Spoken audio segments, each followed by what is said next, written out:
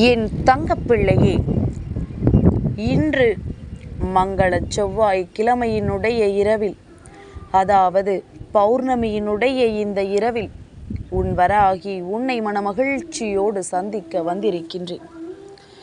ஒளி பிரகாசத்தோடு என் பிள்ளையை காண வந்திருக்கிறேன். என் குழந்தையே, இன்று இந்த நேரத்தில் என் வாக்கினை நீ கேட்டு முடிக்கும் பொழுது, நாளைய விடியலில் உன் இல்லத்திற்கு வரப்போகின்ற ஒருவர் அடுத்து 15 நாட்களுக்கு உன் இல்லத்தில்தான் தங்கி இருக்க போகின்றார். அவர் யார்?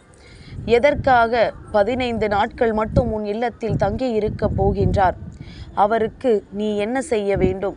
அவர் உனக்கு என்ன செய்ய போகிறார்? அவர் நல்லவரா கெட்டவரா? உனக்கு வேண்டியவரா வேண்டாதவரா என்பதை பற்றி உன்னிடத்தில் சொல்லிவிட உன் தாயானவள் இன்று வந்திருக்கின்றேன்.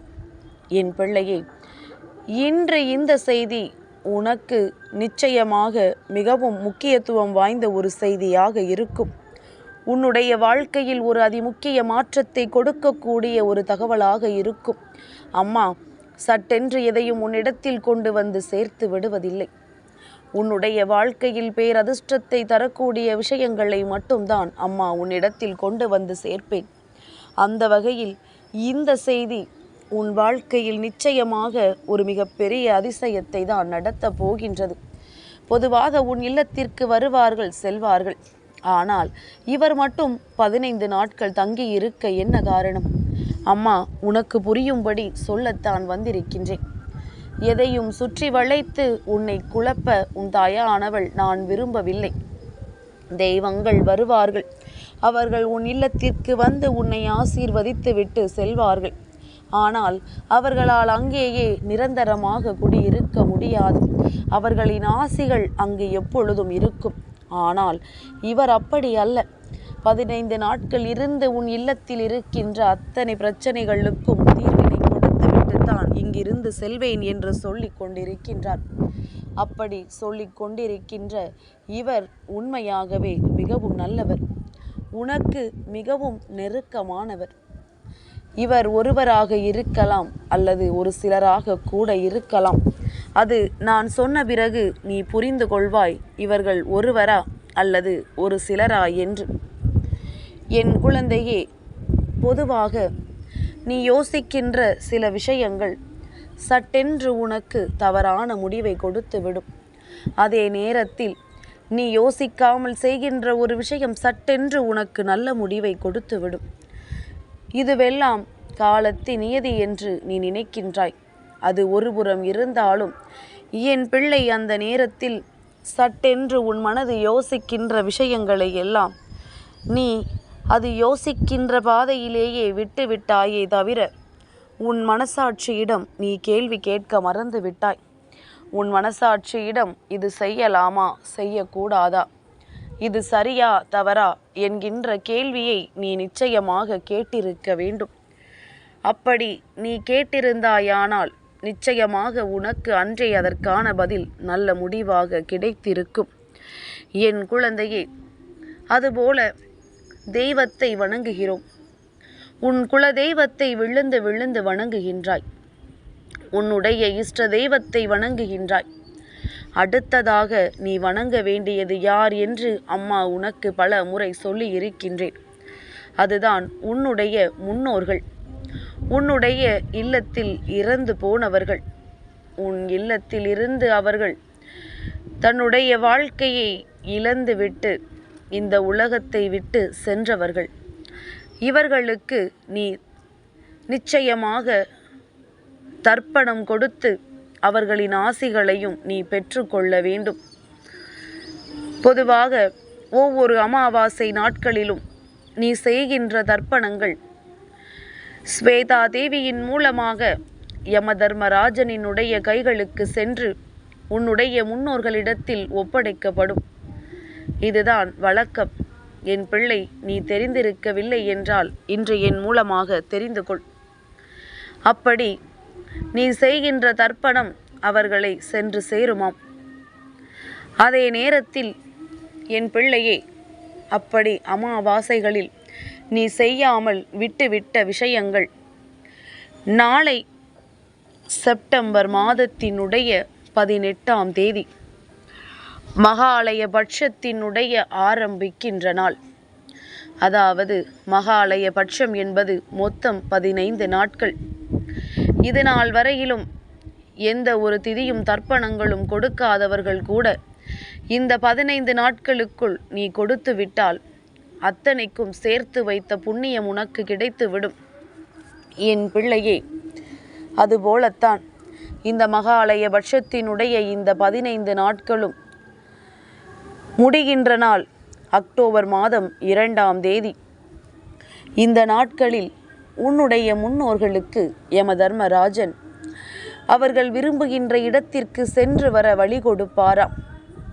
அவர்கள் விருப்பப்பட்ட இடத்திற்கு சென்று வந்து கொண்டிருக்கலாம்.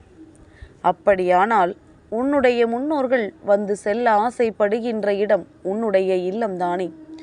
இந்த 15 நாட்களும் அவர் உன்னுடைய இல்லத்தில் வந்து தங்கி இருக்கப் போகின்றார்கள்.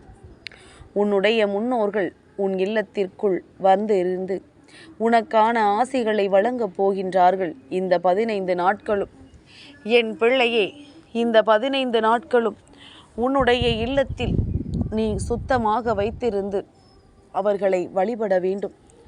குறைந்தது என் பிள்ளை நீ என்ன செய்யலாம் தெரியுமா? அம்மா, திதி தர்ப்பணங்கள் எல்லாம் கொடுப்பது என்னால் முடியாதது, அவ்வளவு வசதிகள் எல்லாம் எனக்கு இல்லை என்று நீ சொல்வாயானால் இந்த 15 நாட்களும் உன்னுடைய உன்னுடைய முன்னோர்களின் புகைப்படத்தை வைத்திருக்கின்ற இடத்தில் அவர்களின் முன்னால் ஒரு தீபத்தை ஏற்றி வைத்து ஒரு சொம்பு நீரை வைத்துவிடு. என் பிள்ளையே, அது போதும். அது அவர்களின் மனதை குளிர வைக்கும். அவர்களுக்கு உன் மீது மிகுந்த அன்பை கொண்டு வந்து கொடுக்கும். உன் இல்லத்தில் இருந்து உன் நிலை புரிந்து கொண்டு உனக்கு என்ன செய்ய வேண்டுமோ அதை சரியாக செய்து கொடுத்து விட்டுத்தான் அவர்கள் செல்வார்கள். இந்த 15 நாட்களும் அவர்கள் உன் இல்லத்திற்குள் தங்கி இருப்பார்கள். உன் இல்லத்தில் இறந்து போனவர்களை நினைத்து மனம் வருந்துகின்றாயல்லவா? மனம் வேதனைப்பட்டு கண்ணீர் சிந்துகின்றாயல்லவா? உனக்கான ஒரு நல்ல செய்திதானே இது.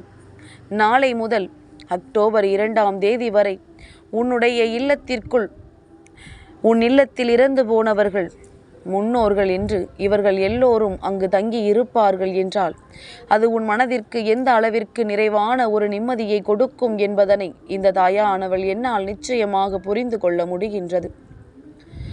பொதுவாக ஆடி அமாவாசையிலும் தை அமாவாசையிலும் முக்கியமாக அவர்களுக்கு தர்ப்பணங்களை கொடுப்பது இங்கு எல்லோருடைய வழக்கம். மற்ற அமாவாசை நாட்களில் அவர்களுக்கு பிடித்த உணவுகளை படைத்து அவர்களை வணங்குவார்கள். என் பிள்ளையே, அவையெல்லாம் செய்யாமல் நீ விட்டுவிட்டாய் என்று வருத்தப்படாதே. இந்த 15 நாட்களுமே தர்ப்பணங்கள் செய்யக்கூடியவர்கள் இருக்கத்தான் செய்கின்றார்கள். அதுபோல என் பிள்ளையே, அவர்களுக்கென்று ஏதாவது ஒரு நாளில் தர்ப்பணங்களை செய்து அவர்களின் மனதை மகிழ்விக்க கூடியவர்களும் இருக்கத்தான் செய்கிறார்கள். இல்லாது போயின் என் பிள்ளை, உன் அம்மா நான் சொல்வது போல உன்னுடைய இல்லத்தில் அவர்களின் புகைப்படத்திற்கு முன்னால் தண்ணீரை வைத்து விட்டால் போதும்.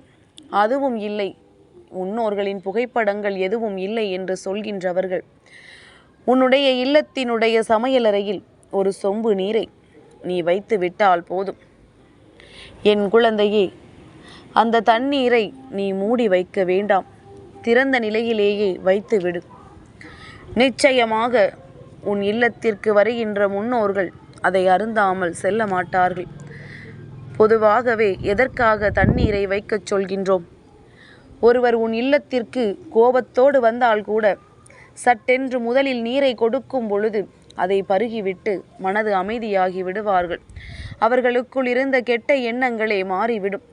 ஒருவேளை உன் முன்னோர்கள் உன் மீது நீ செய்கின்ற தவறினால் ஏதேனும் கோபத்தில் உள் நுழைந்தால் கூட தண்ணீரை அருந்தியதும் மனம் அமைதியடைந்து உனக்கு நல்ல ஆசிகளையும் நீ செய்த தவறுகளை திருத்தி உன்னை நல்வழிப்படுத்தவும் நல்லதை செய்துவிட்டுத்தான் அங்கிருந்து செல்வார்கள். அதனால் நாளைய விடியலில் உன் இல்லத்திற்கு வரப்போகின்றவர்கள் உன் இல்லத்தில் இருந்து இறந்து போனவர்களும் உன்னுடைய முன்னோர்களும். என் பிள்ளையே, அவர்களை வரவேற்க தயாராக இரு. 15 நாட்களும் அவர்களுக்கான அத்தனை விஷயங்களையும் செய்து கொடுத்து அவர்களின் முழுமையான ஆசிகளை நீ பெற்றுக்கொள். என் தங்கப்பிள்ளைக்கு இந்த வராகி அம்மாவினுடைய ஆசீர்வாதங்கள் எப்பொழுதும் உண்டு.